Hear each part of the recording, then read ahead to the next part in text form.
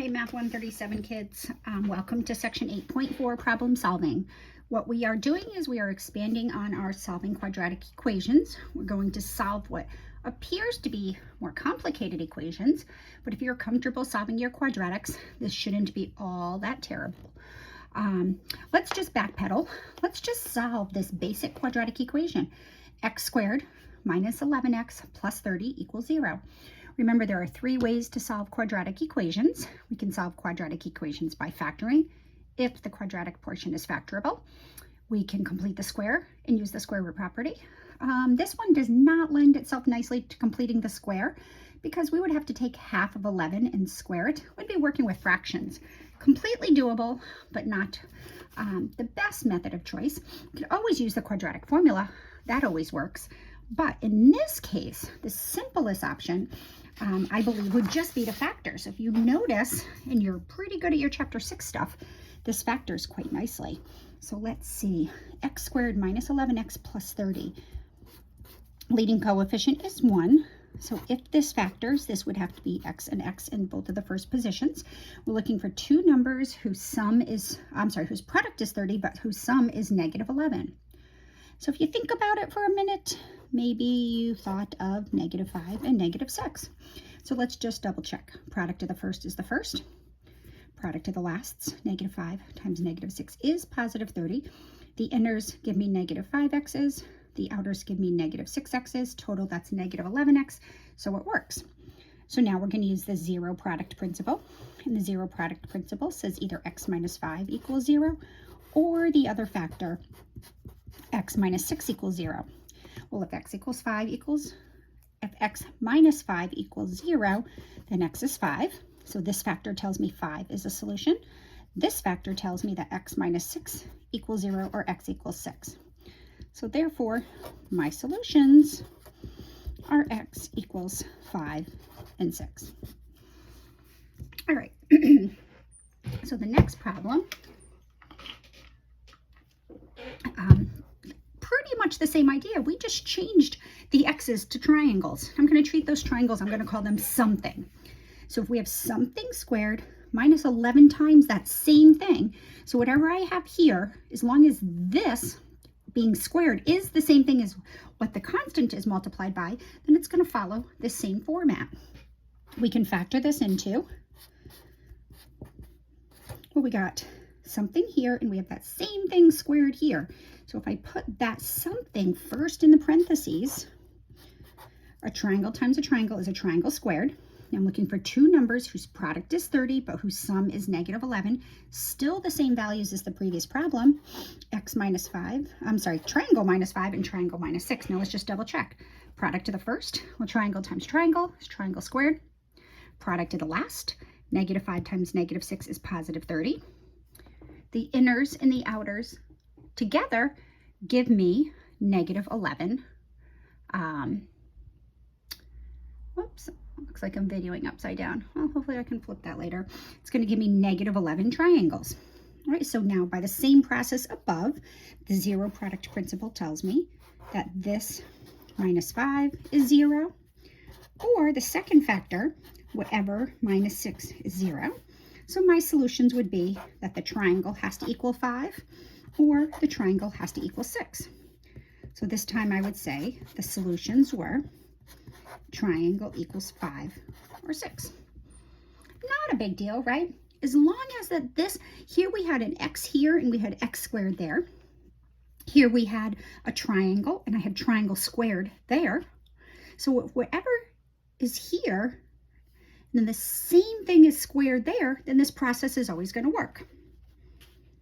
Like, keeping that in mind, let's look at this problem. What if I had m to the 4th minus 11 times m plus 30? Well, the 30 and the negative 11 are very similar to the previous two problems. They're exactly the same constants. What's different is I have m squared and m to the 4th. So actually I'm going to backpedal to this guy a little bit. So I'm just going to put this m squared inside the triangle. So this is our triangle now. What's in the triangle is m squared. Instead of a solid triangle, we have m squared. And then this is the triangle squared, because m squared squared is m to the fourth. So we really just have this problem. And if you notice, this is going to factor nicely. As long as what is here is just what's in the middle squared, this is going to behave just like the previous two problems. So what can I multiply nicely to get m to the fourth? And you want your eyes to focus on what's in the middle. Notice if I put m squared here and here, well, m squared times m squared is m to the fourth. Two numbers that I can multiply to get positive 30, but add and get negative 11. It's going to be minus 5 and plus 6, and that's going to equal 0. So now let's just double check. M squared times m squared is m to the fourth. Negative 5. Oh, don't make that mistake. Glad I caught that. Good thing for whiteout. I meant to say minus 6. There we go. It never happened. Negative 5 and negative 6 multiplied together to get 30. Negative 5m squareds minus 6m squareds is my negative 11m squareds. Okay, so here's where it gets a little bit tricky. We're still going to use the zero product principle. So the zero product principle says that either the first factor equals 0 or the second factor equals 0. So now we just have a little bit different of a solution here. M is no longer 5 because 5 squared minus 5 is not 0, but we can use the square root principle. We have something squared equals 5. We can use the square root principle, and we can get m is equal to the square root of 5, or the opposite of the square root of 5. Over here, if m squared minus 6 equals 0, then m squared equals 6. And again, using the square root property, m is either equal to the square root of 6 or the opposite of the square root of 6. Don't forget the negative counterparts. These negative buddies, they're all part of the solution. So here we're going to have 4 solutions.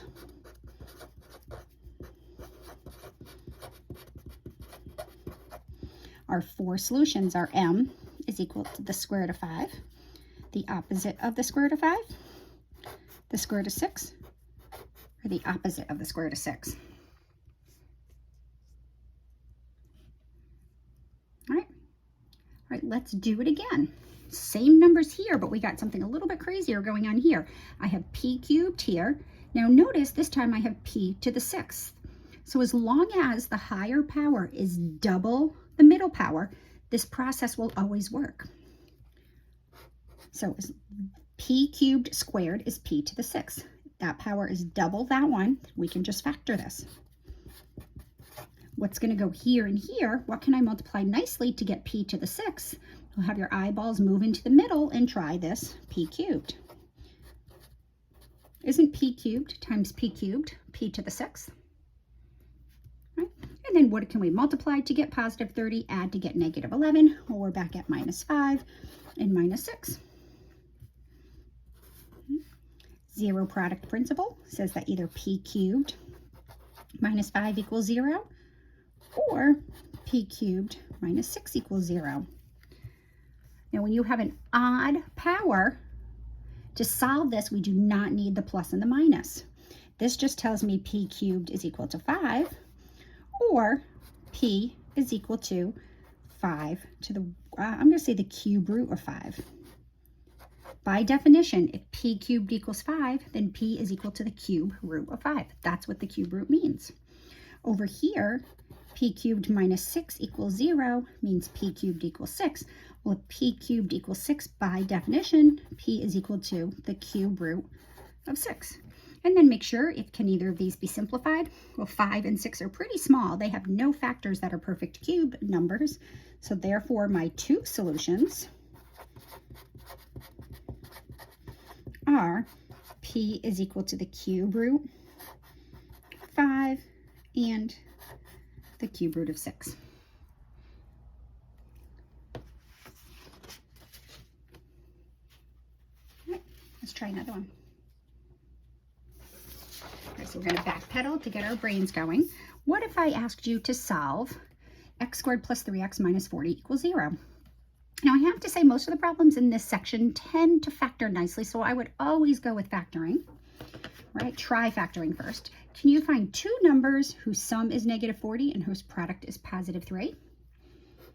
Well, hopefully you notice that this factors nicely. It's x plus 8, right? And x minus 5. Let's just double check. Product of the first, x times x is x squared, check. +8 times -5, -40, check. Product of the inners, 8x, outers, minus 5x is +3x. So there we go. By the zero product principle, either x plus 8 equals 0 or x minus 5 equals 0. So we get x, this is a nice little linear equation. X is equal to -8 from the first factor, or x equals 5. So therefore, my solutions, this should be all tapped by now. X equals -8 and +5. All right, so how can we use this to help us here? Notice the higher power is twice the lower power. We have the same numbers, +3 and -40, as our coefficient in our constant term. So notice, if the higher power is twice the lower power, or I should say the higher power, the power here is double that power. Either way, it's going to work nicely. So what can we put here and here to get b to the 4th? Well, I know you have options. You could use b and b cubed.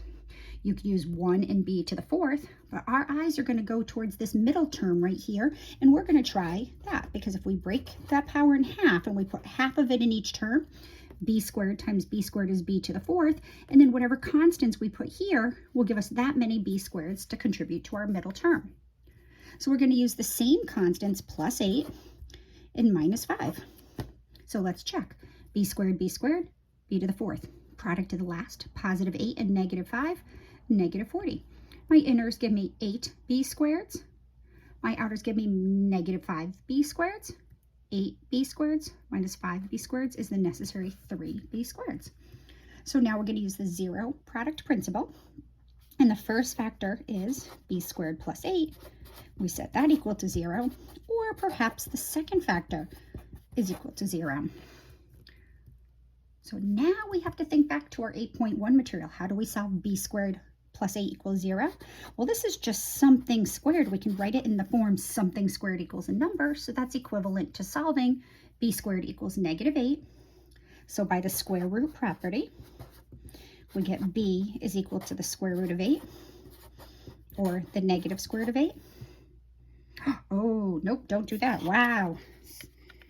What do I lose? Don't lose that negative underneath there. I'm going to actually cover it up to make sure that we can see it clearly.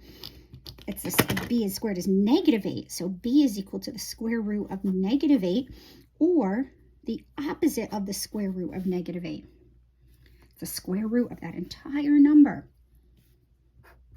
So b is going to be equal to a negative under a radical is equivalent to I out front. I times the square root of 8, or negative I times the square root of 8. But then don't forget, we have to simplify the square root of 8. The square root of 8 is not simplified because 8 has a perfect square factor of 4. So the square root of 8 is the square root of 4 times the square root of 2. So this answer is going to be I 2 square root of 2, negative I 2 square root of 2. All right, so our chapter 7 and 8 stuff come in handy here. B squared minus 5 equals 0. B squared equals 5. So B is going to equal the square root of that number, 5, or the opposite of the square root of that number. No simplifying necessary, no negative under the radical, and 5 has no perfect square factors. So my solutions are, I'm going to call this 2i square root of 2. I just think it's more visually pleasing. Negative 2i square root of 2, the square root of 5, and negative square root of 5. All right, so one more problem. I'm going to leave this here right now. I'm going to do this and check out how this compares to the first problem. I'm going to take these x's and I'm just going to black them out like this. So whatever we're multiplying 3 by, we have that same thing squared here.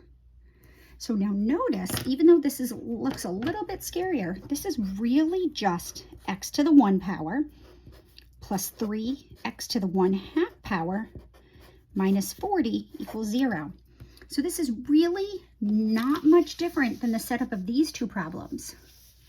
Here, the power on here is 1. We double it, it's 2.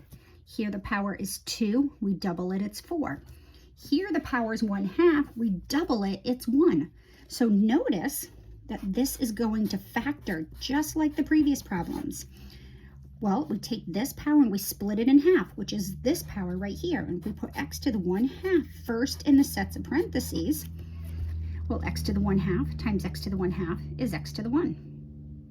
And then two numbers that when we multiply to get negative 40, but add to get positive 3, is going to be plus 8 and minus 5. So it follows the same pattern as the last two problems. Where it gets a little bit trickier is solving when we use the zero product principle. So now the zero product principle says that either x to the 1/2 plus 8 equals 0, or x to the 1/2 minus 5 equals 0.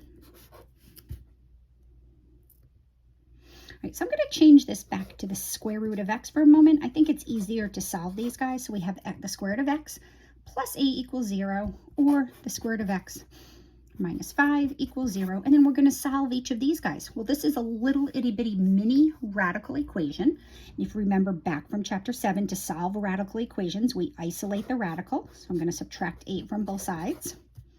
And then I'm going to square both sides, because squaring is the opposite of taking the square root. So we get one solution to be 64. And here I'm going to isolate the square root, and I get the square root of x equals 5. Square both sides. The square root of x squared is equal to 5 squared, and I get x equals 25. But now, here's the tricky part. This is the trickiest problem, because in these problems, whenever we start with a radical equation,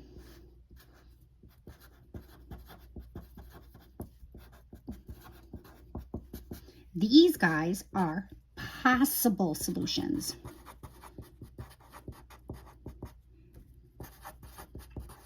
And that's only the case when we start with these radical equations. So we must check them. So we must check these solutions. So we have to go back to the original equation and check. So let's go back to the original. X plus 3 square root of x minus 40 equals 0. I'm running out of room. Right, and we're going to check x equals 64. All right, let's stick 64 in there. We get 64 plus 3 times the square root of 64 minus 40. And does that equal 0? Well, let's do the math. 64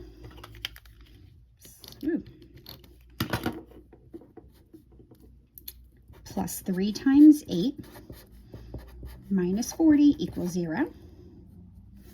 Well, 64 plus 24. Ooh, that looks like it's going to be a little too big. What do you think? So this solution, because 64 plus 24 is 84 minus 40 equals 0, and 44 is not equal to 0. So therefore, 64 is not a solution. Nope, try 88. There we go. So therefore, x equals, sorry about the little algebra mistake there, but in either case, x equals 64 is not a solution.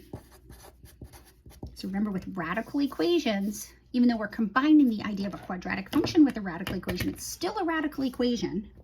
So we have to check. So let's check my other solution. So 25 may or may not work. This may not have any solutions. So we're going to put 25 in. So x is 25. So everywhere we see x, we're going to put 25 plus 3 times the square root of 25 minus 40 equals 0. So this is 25 plus 3 times 5, because the square root of 25 is 5, minus 40 equals 0. 25 plus 50. Ooh, this looks like it's going to work. So 40 minus 40 is equal to 0, so 0 equals 0. So therefore, our only solution is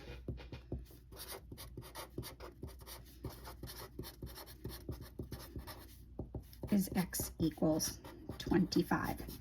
So note, we call that other number that we got, 64, an extraneous solution. Extraneous meaning extra. When we change the format of the problem by eliminating the radicals, we got a solution that works to the manipulated equation, but not to the original. All right, kids, as I say it all the time, the only way you're going to get it good at this is by doing lots of these. So make sure you're doing similar examples in your ALEKS, and make sure that you are working on the text problems. The more you do, the better you will get at this. All right, have fun.